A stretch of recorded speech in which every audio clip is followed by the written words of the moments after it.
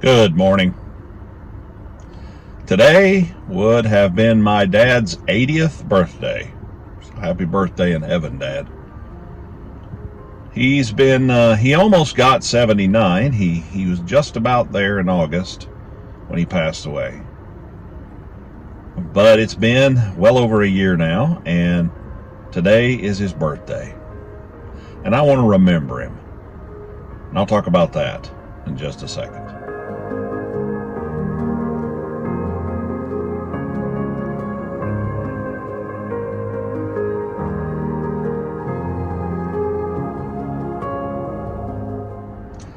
My dad was an incredible man.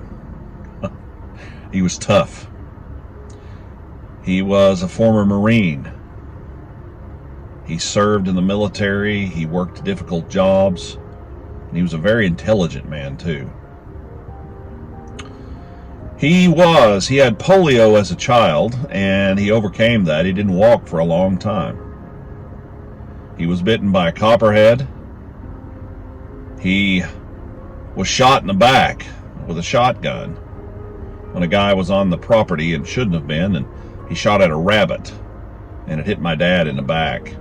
If it hadn't have hit my dad, it would have hit another family member right in the face. So my dad always joked about kind of being the shield there. And he went to his grave with little pieces of buckshot embedded in his skin that they couldn't get out. Well, I said buckshot. It was just pellets of some sort.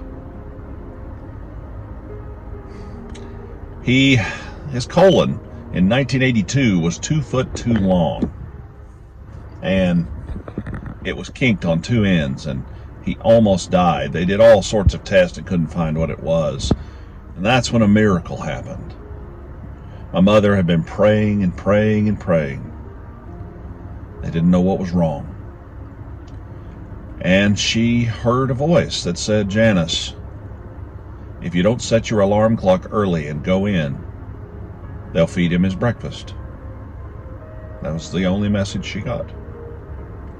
She had come home to take a shower because she'd been at the hospital for days and days and days, and I was just a little guy.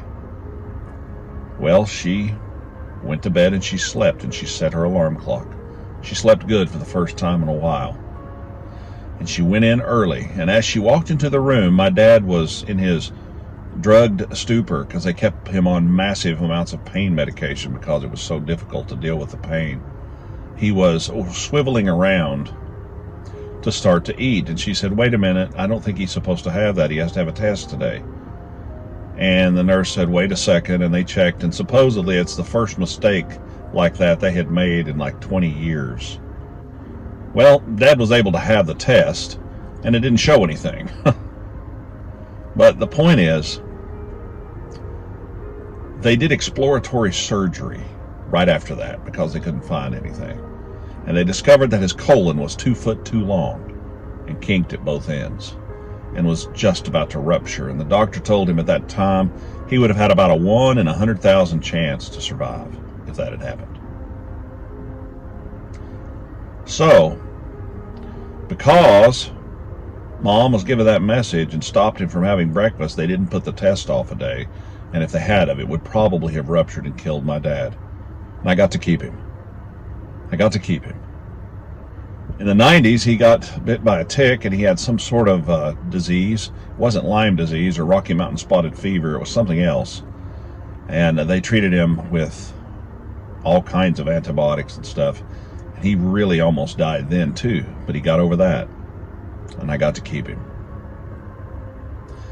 But this last time, just age and so much, he used to joke and say, "Nothing wrong with me but too many birthdays." I miss him terribly. But I say all that to tell you this. I'm thankful that I had the time I had with my dad. Everybody doesn't get that, and we don't know why. If you have your dad, give him a call. I hope that God blesses you and you have a wonderful, rich relationship with your dad the way I had with mine. But if you don't, God the Father will be there for you.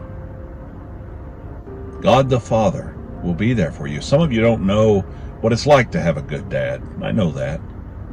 I was blessed with that. But you can have that kind of relationship with our Heavenly Father, and I hope you do. Happy birthday, Dad. I love you. I miss you. But I'll see you again. Have a great day. Be kind to each other. See you next time.